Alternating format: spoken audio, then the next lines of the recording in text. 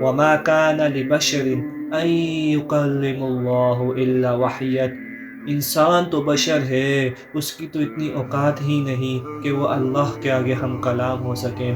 اللہ کی تو نور کی کوئی مثال ہی نہیں، اللہ پاک تو بے مثال ہے۔ اللہ سے بات کرنے کے لیے، اللہ سے ہم کلام ہونے کے لیے کون نہیں ترستا؟ اللہ سے ہم کلام ہونے کے لیے کون نہیں چاہتا؟ اللہ سے ہم کلام ہونے کے لیے کون مخلوق نہیں چاہتی؟ لیکن اللہ سے ہم کلام ہونے کے لیے تین ایسی چیزیں ہیں جو اللہ پاک وحی کے ذریعے یا تو پھر اللہ پاک انسانوں تک پہنچاتا ہے۔ سب سے پہلا، وما کان لبشر ان یکلم اللہ الا وحیا، یا تو وحی کے ذریعے، او ممرائن حجاب، یا تو حجاب کے ذریعے، یا تو کہ پردے کے ذریعے، او یرسل رسول فیوحی باذن ما یشاء، یا تو پھر کسی پیغمبر کے ذریعے، یا تو کسی فرشتے کے ذریعے اللہ کا پیغام پہنچانا جو اللہ پاک چاہتا ہے۔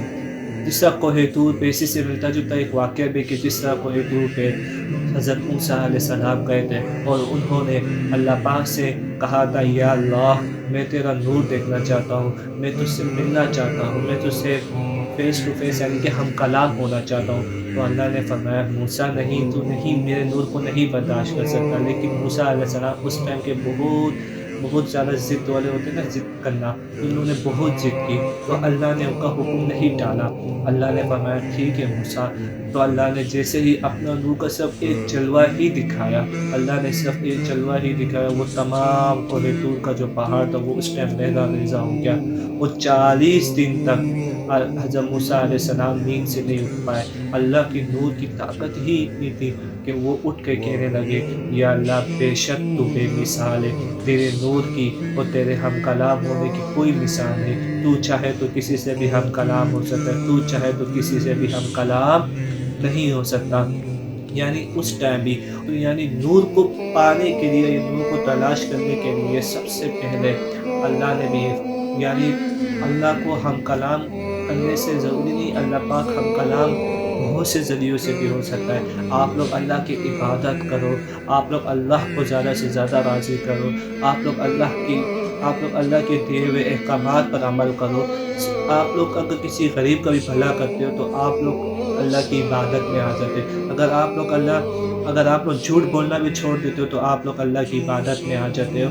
اگر آپ لوگ ماں باپ کا احترام کرنا سیکھ جاتے ہو تو آپ لوگ اللہ کی عبادات میں آتے ہو۔